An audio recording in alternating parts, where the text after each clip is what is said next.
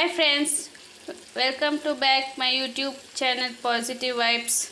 ಮೆಂತ್ಯ ಚಿಕನ್ ಮಾಡೋಕ್ಕಂತ ಹೊರ್ತಿದ್ದೀವಿ.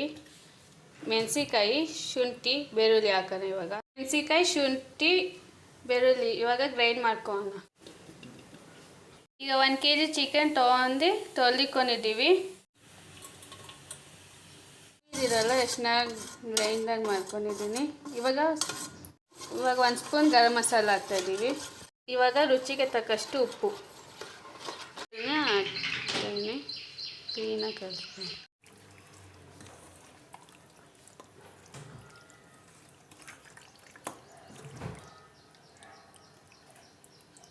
ಮುಚ್ಚಿರೋಣ. ಸಣ್ಣಕ್ಕೆ ಮೆಂತ್ಯನ ಕಟ್ ಮಾಡ್ಕೊಳ್ರಿ. 2 ಈರುಳ್ಳಿನ ತೆಳ್ಳಗೆ ಉದ್ದಕ್ಕೆ ಕುಯ್ಯೋಣ. First gas ಹಚ್ಚೋಣ.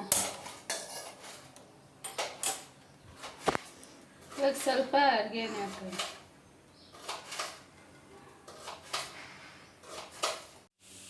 ಇವಾಗ ಎಣ್ಣೆ ಕಾಯ್ದಿದೆ, ಎಣ್ಣೆ ತುಪ್ಪ, ಈರುಳ್ಳಿ ಹಾಕೋಣ. ಫಸ್ಟ್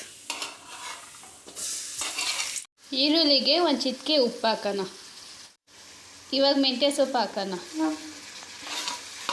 ಚೆನ್ನಾಗಿ ಹುರಿಬೇಕು. 2 ಟೊಮೊಟೊ ಕುಯ್ತಾ ಇದ್ದೀವಿ. ಇವಾಗ ಚಿಕನ್ ಚೆನ್ನಾಗಿ ಹುರಿದೆ.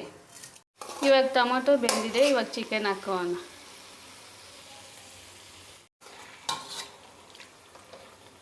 ಚೆನ್ನಾಗಿ ಮಿಕ್ಸ್ ಮಾಡಿ.